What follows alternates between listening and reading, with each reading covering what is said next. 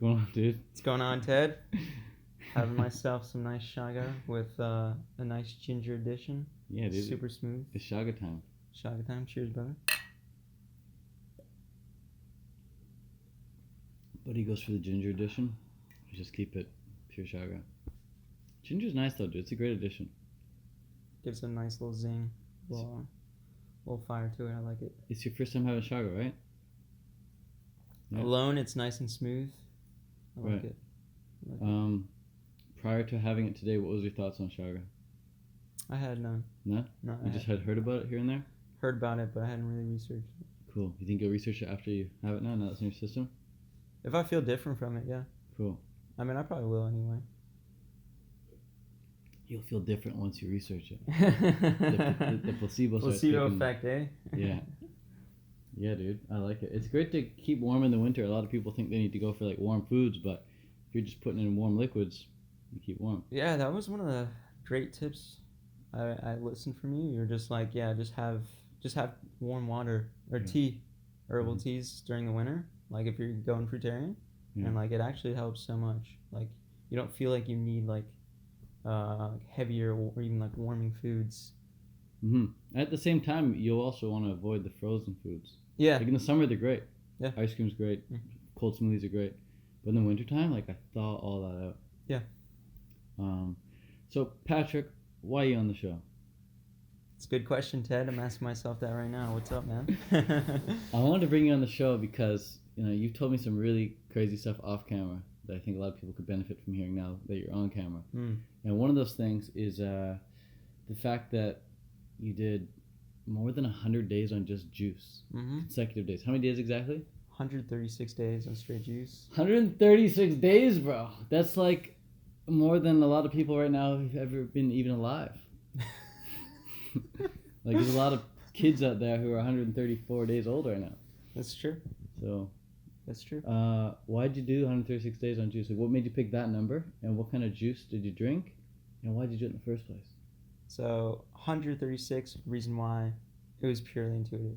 I just was like, I'm going to go for as long as I can. John Rose spoke about this. And part of the reason why I got into it was, he said, you go the distance, you're in for a treat. Wow. I was like, I want to know what the treat is. Let me go for the distance. I hit 90 days, and I just knew I needed to go more. Wow, dude. Because some people hit like 50 days. My buddy hit 50 days, and he's like, I'm down. I'm good. But he did another 50 days, and he kind of like regretted it. Yeah. But you like got to 90, and you're like, I need to do more. Yeah. Yeah. Wow. So you recommend people just listen to that? They don't like pick a number and go for it regardless? Yeah, I mean, I think it's good to have a goal. Just be like, I want to hit 90 days, or I want to hit 30 days, or I want to just go for 2 weeks. Right. And like that can be good to get you rolling, but once you're rolling, then you have to like, I think, be adaptable. Sure. Changing with your changing surroundings. Your body is like, one day it's like its needs is like, yeah, I'm all good for juice. The next day maybe you need something that's not juice, and maybe you need to break it. Maybe you're detoxing too fast and you need to stop. And what were some of the symptoms you were having before the juice fast, and what did you experience once you started getting into the juice? So another question you had before was like, what kind of juices was I having? Yeah. I was having like fruit and vegetable juices. So it was mixed for the first about like 100 days or so, and then I went straight lemonade, which is just water, lemons, lemon juice, fresh lemon juice, honey / maple syrup, cayenne pepper. And so like a master cleanse? Yeah, like a master cleanse. Basically, so you did a master cleanse for the last 30 days about, but in the first 100 days you were doing watermelon and carrot juice? Just watermelon and a green juice. Basically, that's what it was. Watermelon's just so cheap. You could just, like, if you want to do juice fasting on a budget, you just get watermelons. Super, like, at least where I am in the United States, I was in North Carolina during the time, it was extremely affordable. Like 30 cents a pound? It was like $3 for a nice, like a medium-sized watermelon. Dude, that's like sometimes $2 a day. Yeah, sometimes we could get it for $2. And that's like one per day. Yeah, exactly. And then you have a green juice at night. Green juice always had organic. It was always nice, very grounding. Yeah. You could just. And what was in the green juice? Huh? What was in the green juice? It was celery, apples, kale, sometimes spinach. I like to do also, and ginger. No cilantro, parsley? If I had some herbs, fresh from the garden, I could pick them. Cool. and lemon ginger blast is also nice. Yeah, LGB, bro. Yeah, dude. So I enjoyed that. Top pick. And so I always kind of do that, and then they're again just purely intuitive, and I think that if you want to go a certain distance, go for it. Yeah, what were your symptoms before? Like, what made you want to do juice? So I knew since a younger age there was just something wrong with the way we were living our lifestyle, and Who's we? Like just us as a society, culture. I'm speaking specifically about America because that's my direct experience of it. Yeah. So in America, we go to the Chinese restaurant at night, and I remember this, and we would go there, and there would be this buffet, and people would just be eating everything, meats and grains and rice, noodles, like all these different things, and it was all mixed. In hindsight, of course, terrible food combining. And I remember I would be eating all this, and then I'd just take a nap. I'd be done. Oh, wow. I'd be in a food coma, and I would just take a nap on the table, and I'd be exhausted. Really? How old are you? I was probably six years old. Taking a nap at the Chinese table, dude. Exactly. And so I just knew, I was like, there's something wrong here. Food should be energizing us. It shouldn't be depleting us. Yeah. So, and things kind of just led one thing to another, and by the time I was in my 20s, acne was not going away. I had SIBO. What's SIBO? Small intestinal bacterial overgrowth. How do you know you have that? They just do. They do. You basically go on this weird, like, temporary diet for a day or two. You eat only meat, and I think like you can have some rice, and then you basically blow into these little capsules, and like they check. Apparently, they can see if you have it or not. Yeah, if you have it or not. Well, what are the symptoms of SIBO? Like, how do you even consider you might have it? You just have a lot of digestive, like, disturbances. So you can have a lot of gas, a lot of bloating. Things are just not running well. Okay, like so you had that. So I.B.S. Constipation was terrible. Yeah. I remember I would just go for 1 whole week, and I just didn't go to the bathroom. Yeah. I felt terrible, absolutely terrible, totally backed up, toxic. I just knew something. I was like, there's just something wrong here. Like, I don't know what it is, but I'm going to figure it out. And I asked the universe for some help. And sure enough, John Rose is on the YouTube, recommended, and everything changed from there. So you watch John Rose video, and he talks about going the distance, getting a treat. You're like, I'm going to do that. So the first step is you go out and you buy a juicer. You already had a juicer? I had to get it. I actually didn't have enough money to get a juicer, so I had to convince my mom to buy me one. That's it, man. No excuses, right? I mean, how many people out there, they're like, I want a juice, but I can't afford it. Yeah. It's like, go ask your aunt, your uncle, your mom, your dad. Go sell some freaking Pokemon cards. Go, like, make some money and get a juicer, dude. Yeah. That's what I tell people. It's like, if you accept the call, to go on your mission, everything will fall into place. Yeah. You don't need to know how things will fall into place. They just will. You don't even need to be able to afford it. Yeah. I didn't know how I was going to get a juicer. I just knew that I was going to get a juicer. So you get the juicer, you start juicing, and what happens to your symptoms? Like you said, you're constipated, you got all these issues. Like, do they go away like that? Or? No. So that was also part of the reason why I knew I needed to go beyond just 90 days. Even after I hit 90 days, some of the symptoms were still lingering, and a lot of them actually were completely gone by that point. So I had no more SIBO, I had no more I.B.S. I.B.S. was pretty much gone within 30 days. I had no more constipation, none of that. Of course, these are just like labels, right? Acne get better? Yes, my back was absolutely atrocious. I remember I would take a seat. And like when I was in my teenage years and it didn't get any better, I would take a seat on like a hard chair, and like I could just feel like these little boils or pimples just popping, and there would just be blood on my back. It was absolutely terrible, dude. Yeah, it was not a pretty sight, and I just knew. I was like healthy skin doesn't look like it doesn't do that. Yeah, there's just something wrong. Right. So back acne totally cleared up. Yeah, totally gone. After what, 30 days, 60 days, 90 days? After the 90 days, yeah. Yeah, and then you're like, I want to go further. Yeah, I wanted to go further. Like, I still want, like, there was still, like, brain fog was completely gone. Fatigue. I remember fatigue was terrible. There was usually, like, especially in this, like, keto culture, which is what I did before the juice fasting, they're always, like, in the morning, like, you need they're all about brain performance. Like, Bulletproof, Dave Asprey, he was always like, take drugs. Like he was pushing like MCT oil, coffee, and like take that in the morning. But he also so you can takes like this drug, right? What's that drug? It's like Adderall or something. I don't know. It's like some neurotropic thing, but it's like modafinil or something like that. Oh, okay, yes, yeah. So it's all about brain performance, right? And caffeine. And what I notice about that is you do get those benefits, but it seems to be there's like a cost for it. Like you would get this in the morning, and then later in the day it just wouldn't be there. 100%. So I kind of just caught on to that, and there was all about you need to like, you want your brain performance to be well and all this, and it just seemed like it was compensating for something. Right. And so after the juice fast, I used to do everything in the morning. Like I used to be like, because that was literally the best energy, most clarity of mind I could have for the day before juice fasting, which was in the morning. I was like, that was when I felt I was most creative and I had no fatigue. And then afternoon, it was like the fatigue set in, the tiredness set in, brain fog would set in, and I was like, yeah, I couldn't do anything. So I had to be in the morning. After the juice fast, no more brain fog. I could be creative all day. Like productive all day. All productive all day. And to this day, it doesn't matter. Like I don't even have a morning routine anymore because I just spread it throughout the day. I don't need to cram it in the morning anymore because I have like consistent clarity of mind the whole day. One thing you do every morning though is meditate, right? Do you also meditate in the evening, or you just meditate in the morning? Like a seated practice. I do find in the morning is best because that's when life doesn't take you, like life doesn't like kind of pull you away, because then you get dragged into like you got to go meet your friend and you got to go help him out, and then or you got to take care of this email, you got to take care of this client. You kind of just life kind of pulls you in a different direction. So in the morning it's like I wake up, I meditate, no one's gonna tell me otherwise, right. and then it's like okay, then let life pull me away, in whatever it needs to do.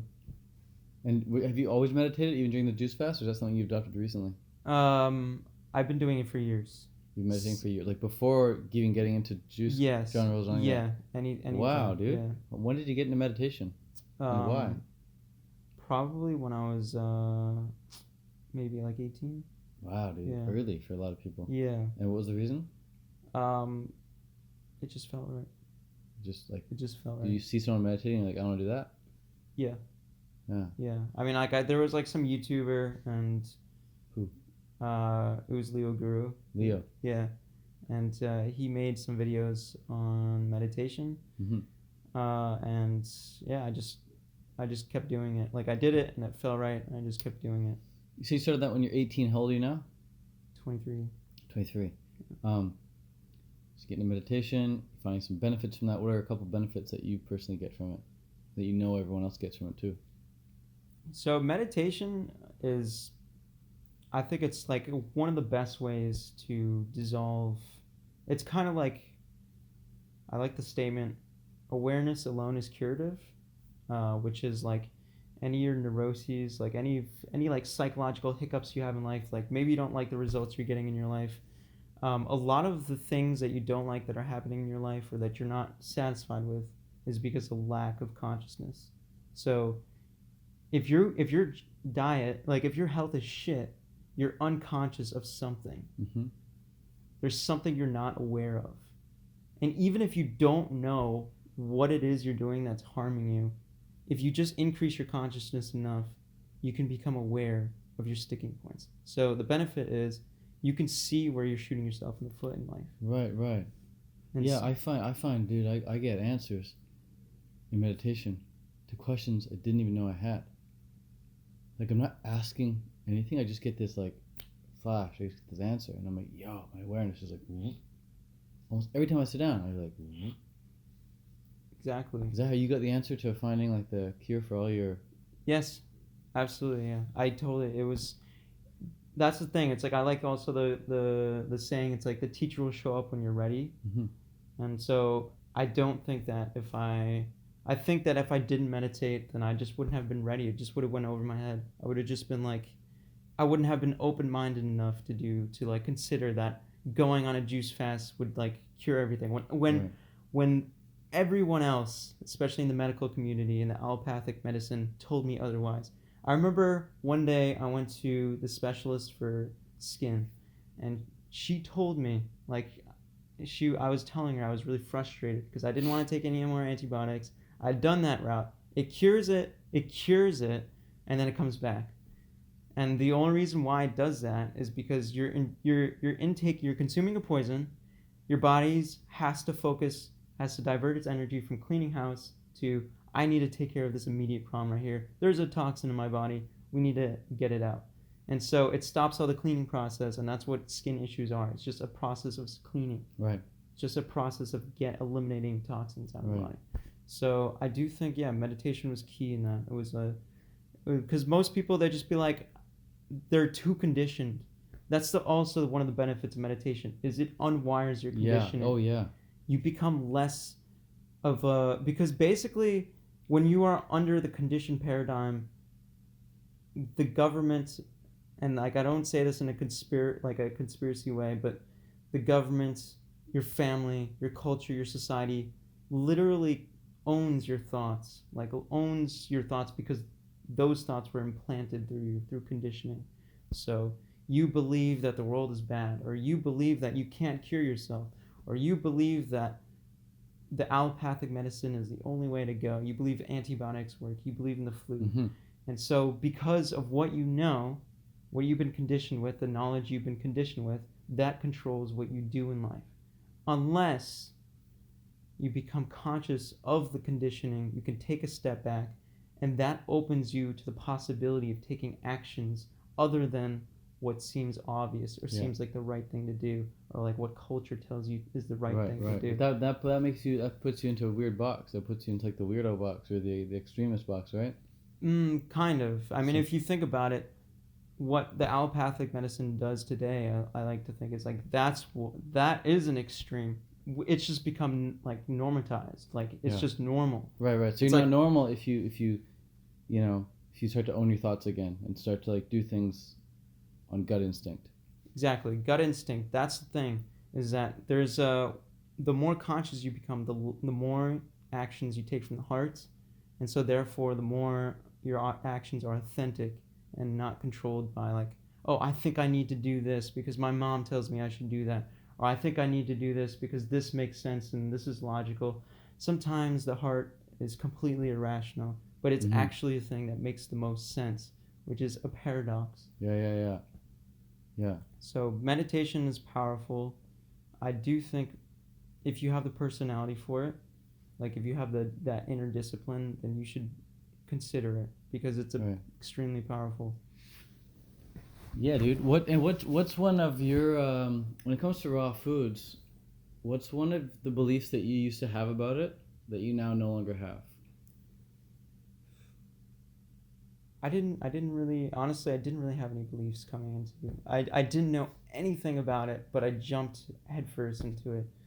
You just wanted to learn everything you could? Yeah, I just wanted to learn everything I could. I didn't I mean, of course there was like the conditioned fears. So this is another example of how conditioning is powerful, which is if you cannot unstrip the conditioning, then literally you believe that like you cannot get enough protein from eating raw foods.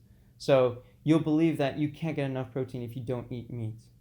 And because you believe that is true, you literally will not take action, or you will literally not stop taking action on the things that are causing your ill health because you believe something else, even if belief and truth are independent of each other. You can believe something with all your conviction, 100%, that something is true and be 100% wrong about it. Yeah. Whereas the truth is the truth. It's always true. You can question it to the nth degree and it always remains true.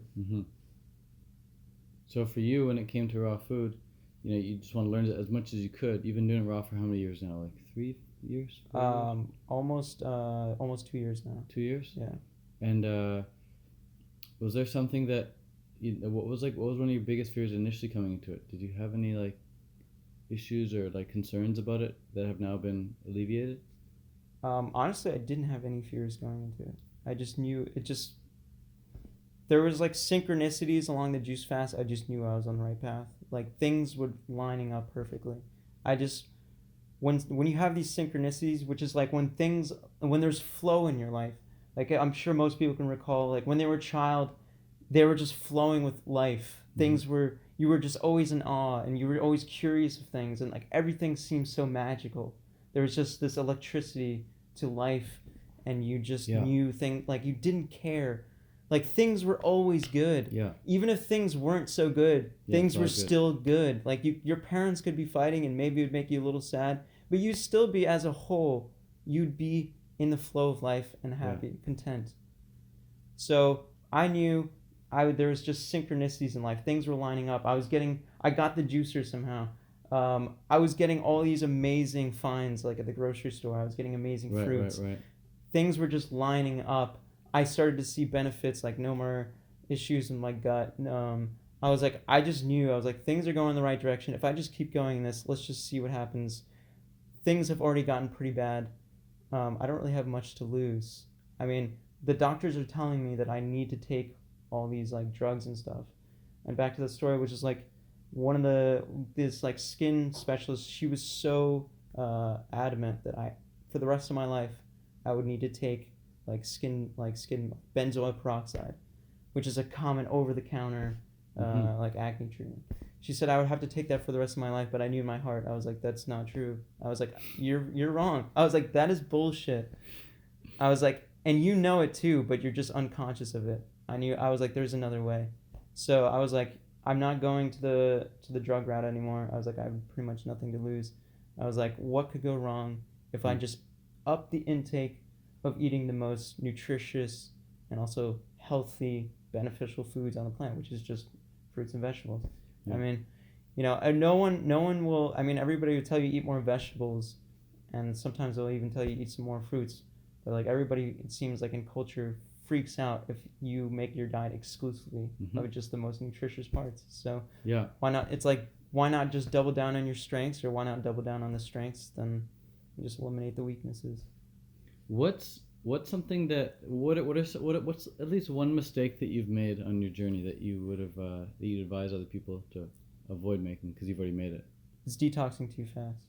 Transitioning. Yeah, the juice fast is an excellent transition if you incorporate the vegetables. Vegetables are good because they buffer the detoxification process. Eating vegetables as you're drinking juice? No, juicing, green juices. Green juices slow things down. Even like carrot juices, celery juice. These things slow it down. Compared to fruit juice. Compared to exclusively fruit juices. But not compared to eating McDonald's. Exactly.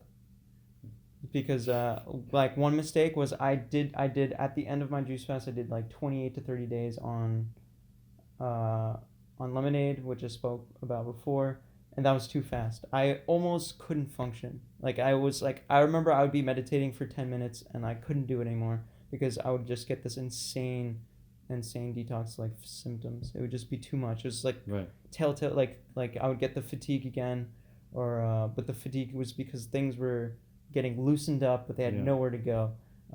So transition slowly.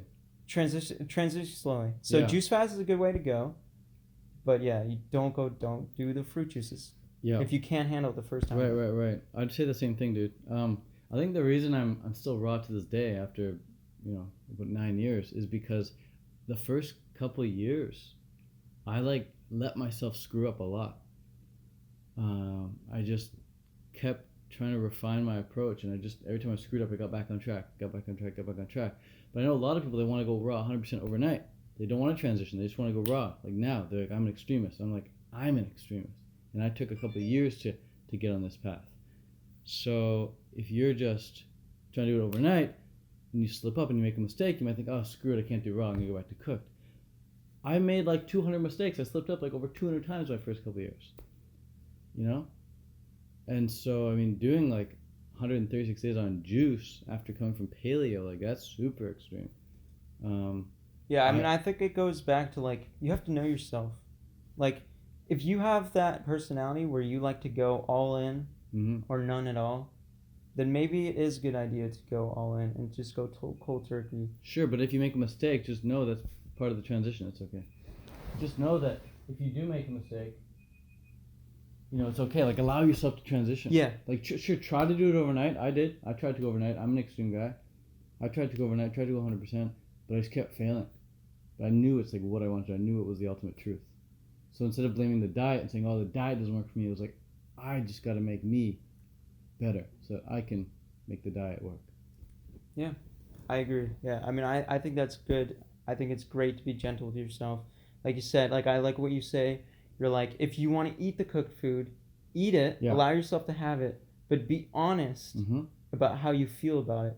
And I think that is a great approach because you're not restricting yourself. You're not saying like, I can't do this, but I can do that. You're not living life in this black and white way. You're like, okay, I can have it. I'll allow myself to have it, but let's see. Let's honestly look. Yeah. How do I feel about it?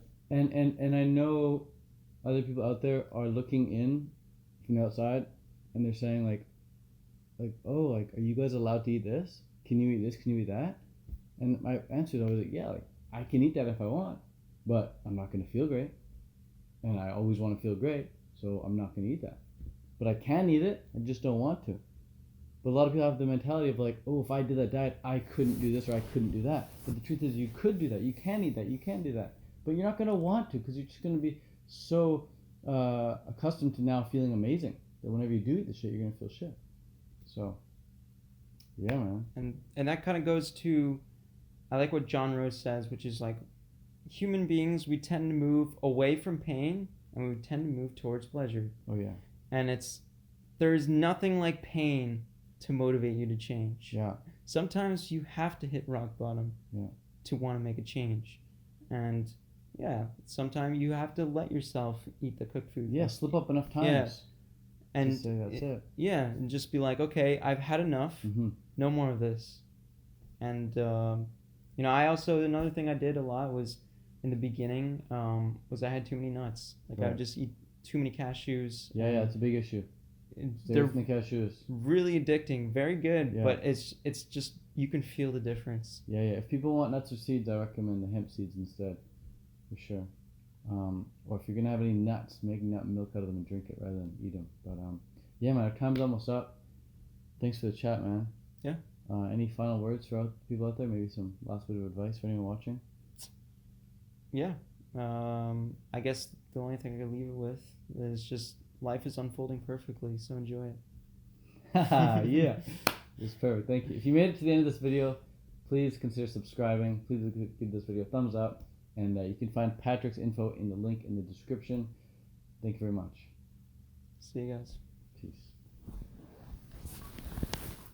That's pretty solid, dude. That was killer, man. Hell yeah, dude. That was great. How's everybody doing? It's a very, very cool place. We have not ate this much fruit in a long time. I feel like we're a little bit high on the fruit. Who else is feeling a little bit high on the fruit? All right, let's do this.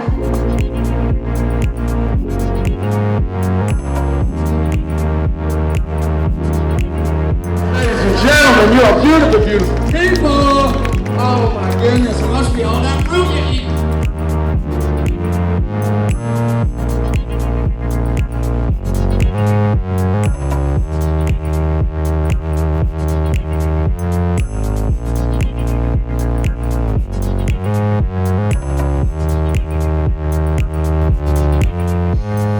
Something that I notice about the people at this festival in particular is that everybody is very open-minded. Everyone is really loving and caring.